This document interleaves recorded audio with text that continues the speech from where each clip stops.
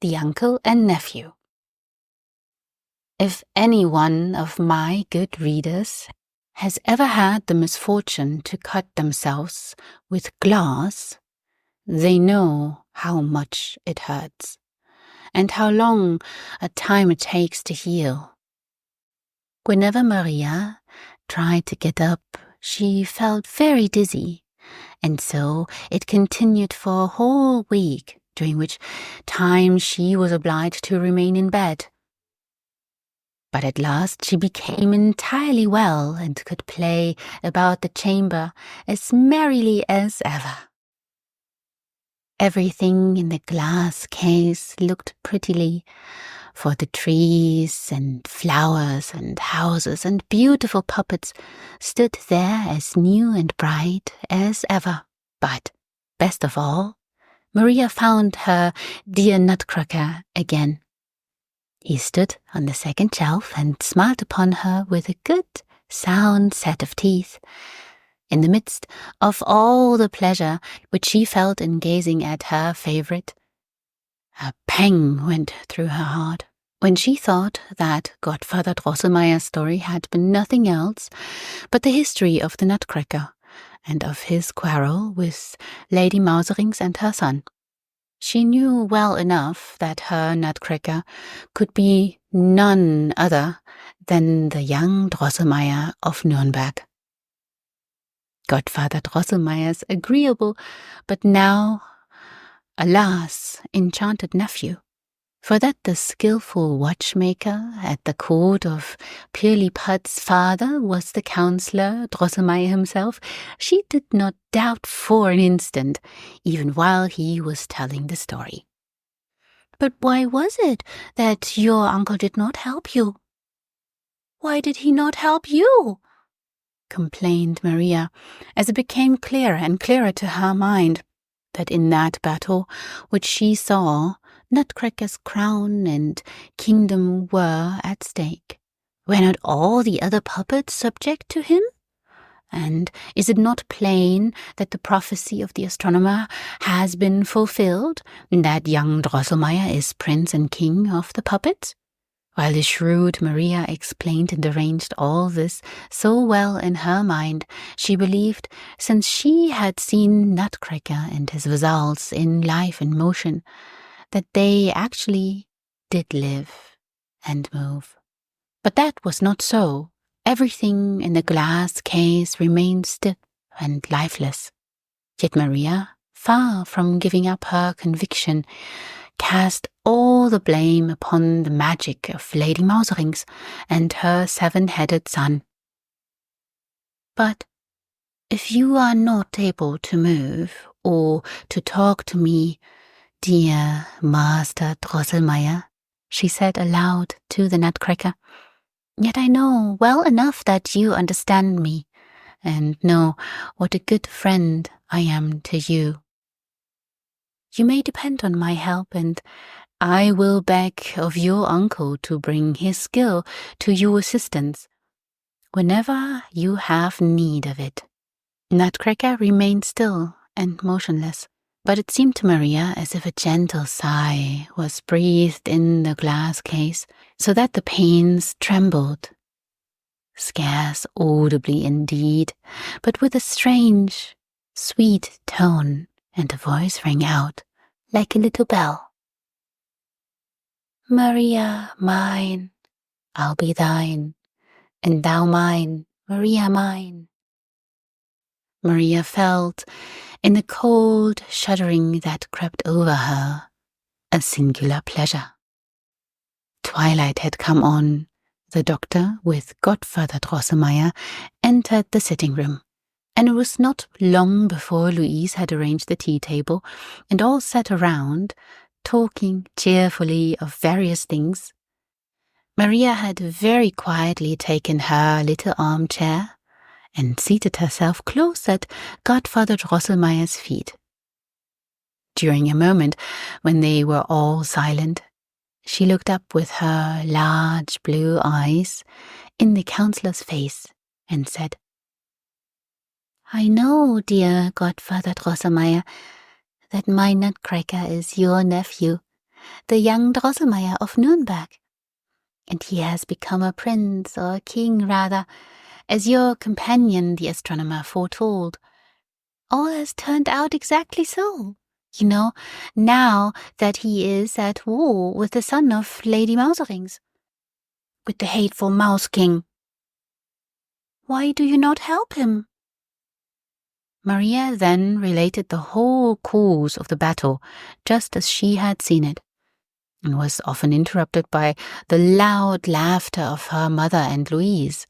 Fred and Drosselmeyer only remained serious. "Where does the child get all the strange stuff in her head?" said the doctor. "She has a lively imagination," replied the mother. "In fact, they are nothing but dreams caused by her violent fever." "That story is not true," said Fred. "My red hussars are not such cowards as that, and if I thought so, swords and daggers, I would make a stir among them." But Godfather Drosselmeyer, with a strange smile, took little Maria upon his lap and said in a softer tone than he was ever heard to speak in before, "Ah, dear Maria, more power is given to thee than to me, or to the rest of us. Thou, like Pirlipat, art a princess born, for thou dost reign in a bright and beautiful kingdom, but thou hast much to suffer if thou wouldst take the part of the poor misshapen Nutcracker, for the Mouse King watches for him at every hole and corner. I cannot. Thou alone canst rescue him. Be firm and true." Neither Maria nor anyone else knew what Drosselmeyer meant by these words, and they appeared so singular to Dr. Stahlbaum that he felt the counselor's pulse and said, "Worthy friend, you have some violent congestion about the head. I will prescribe something for you." But the mother shook her head thoughtfully and spoke. "I feel what it is that counselor means, but I cannot express it in words." The victory. Not long after, Maria was awakened, one moonlit night, by a strange rattling that seemed to come out of a corner of the chamber. It sounded as if little stones were thrown and rolled about, and every now and then there was a terrible squeaking and squealing. "Ah, the mice! The mice are coming again!" exclaimed Maria in a fright, and she was about to wake her mother, but her voice failed her, and she could stir neither hand nor foot, for she saw the Mouse King work his way out of a hole in the wall, then run with sparkling eyes and crowns around and around the chamber, when, at last, with a desperate leap, he sprang upon the little table that stood close by her bed. "He, must give me thy sugar plums, thy gingerbread, little thing, or I will bite thy nutcracker, thy nutcracker." So squeaked the Mouse King, and snapped and grated hideously with his teeth, then sprang down again and away through the hole in the wall.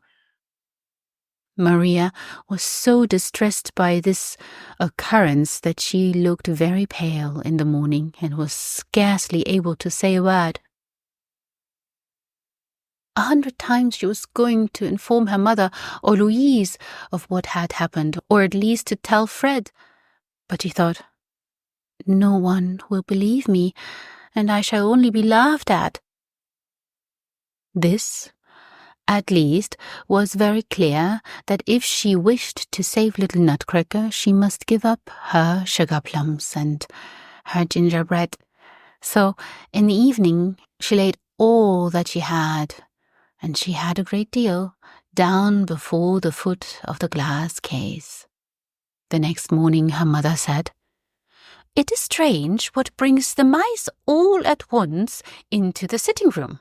See, poor Maria, they have eaten up all your gingerbread." And so it was. The ravenous Mouse King had not found the sugar plums exactly to his taste, but he had gnawed them with his sharp teeth, so that they had to be thrown away. Maria did not grieve about her cake and sugar plums, for she was greatly delighted to think that she had saved little Nutcracker. But what was her terror when, the very next night, she heard a squeaking and squealing close to her ear. The Mouse King was there again, and his eyes sparkled more dreadfully, and he whistled and squeaked much louder than before. "Must give me thy sugar puppets, chocolate figures, little thing, or I will bite thy nutcracker, thy nutcracker." And with this, the terrible Mouse King sprang down and ran away again. Maria was very sad.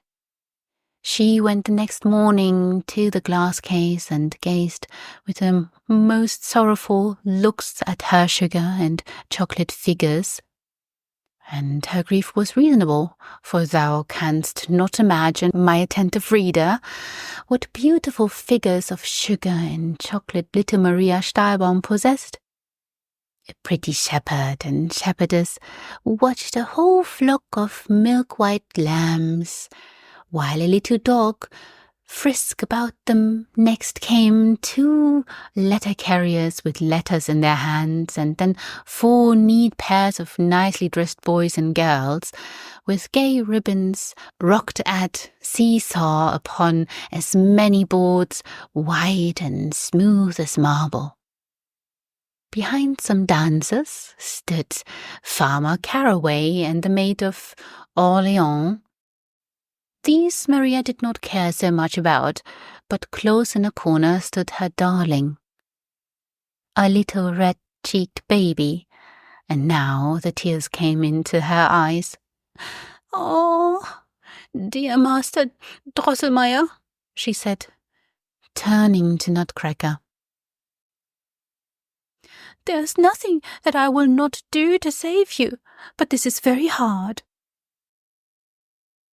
Nutcracker looked all the while so sorrowfully that Maria, who felt as if she saw the Mouse King open his 7 mouths to devour the unhappy youth, resolved to sacrifice them all. So at evening she placed all her sugar figures down at the foot of the glass case, just as she had done before, with her sugar plums and cake. She kissed the shepherd and the shepherdess and the lambs, and at last took her darling, the little red-cheeked baby, out of the corner and placed it down behind all the rest. Farmer Caraway and the Maid of Orleans must stand in the first row. "Well, that is too bad," said her mother the next morning. "A mouse must have gotten into the glass case, for all poor Maria's sugar figures are gnawed and bitten in pieces." Maria could not keep from shedding tears, but she soon smiled again and said to herself, "That is nothing if Nutcracker is only saved." In the evening her mother told the councillor of the mischief which the mouse had been doing in the glass case, and said, "It is provoking that we cannot destroy this fellow that makes such havoc with Maria's sugar toys." "Ha!" cried Fred merrily. "The baker opposite has a fine grey secretary of legation. Suppose I bring him over? We will soon make an end of the thing. He will have the mouse's head off very quickly, even if it be Lady Mouserings herself, or her son, the Mouse King." "And jump about the tables and chairs," said his mother, laughing, "and throw down cups and saucers, and do all kinds of mischief?" "Ah, no, indeed," said Fred. The baker's secretary of legation is a light, careful fellow. I wish I could walk on the roof of a house as well as he. Let us have no cats in the night, said Louise, who could not bear them. Fred's plan is the best, said the doctor, but we will try a trap first. Have you got one? Godfather Drosselmeyer can make them best, said Fred, for he invented them. All laughed, and when the mother said that there was no mousetrap in the house, the counselor assured her that he had a number in his possession and immediately sent for one. In a short time it was brought, and a very excellent mousetrap it seemed to be. The story of the hard nut now came vividly to the minds of the children as the cook toasted the fat Maria, shook and trembled. Her head was full of the story and its wonders, and she said to her old friend Dora, "Ah, great queen, take care of Lady Mouserings and her family." But Fred had drawn his sword and cried, "Let them come! Let them come on! Let them come on! I will scatter them!" But all remained still and quiet under the hearth. As the counselor tied the fat to a fine piece of thread and set the trap softly, softly down by the glass case, Fred cried out, "Take care, Godfather Machinist, or Mouse King will play you a trick." Ah, but what a night did Maria pass! Something cold as ice tapped here and there against her arm, and crept rough and hideous upon her cheek, and squeaked and squealed in her ear. The hateful Mouse King sat upon her shoulder. He opened his 7 blood-red mouths, and grating and snapping his teeth, he squeaked and hissed in her ear. Wise mouse, goes not into the house, goes not to the feast. Black sugar thinks best, craft set at naught, will not be caught. Give all, new frock picture books. All the best, or shall have no rest. I will tear and bite, Nutcracker at night. Hee, quee, quee. Maria was full of sorrow and anxiety. She looked very pale and disturbed on the following morning, when Fred told her that the mouse had not been caught, so that her mother thought that she was grieving for the sugar things, or perhaps was afraid of the mouse. "Do not grieve, dear child," she said. "We will soon get rid of him. If the trap does not answer, Fred shall bring his grey secretary of legation." As soon as Maria was alone in the sitting room, she stepped to the glass case and said, sobbing, to the Nutcracker, "Oh, my dear, good Mr. Drosselmeyer, what can I, poor unhappy maiden, do? For if I should give up all my picture books, and even my new beautiful frock, to the hateful mouse, he will ask more and more, and when I have nothing left to give him, he will at last want me instead of you to bite in pieces." As little Maria grieved and sorrowed in this way, she observed a large spot of blood on Nutcracker's neck, which had been there ever since the battle. Now, after Maria had known that her Nutcracker was young Drosselmeyer, the counselor's nephew, she did not carry him any more in her arms, nor hug and kiss him as she used to. Instead, she would very seldom move or touch him, but when she saw the spot of blood, she took him carefully from the shelf and commenced rubbing it with her pocket handkerchief. But what was her astonishment when she felt that he suddenly grew warm in her hand and began to move. She put him quickly back upon the shelf again when, behold, his little mouth began to work and twist and move up and down, and at last, with a great deal of labor, he lisped out,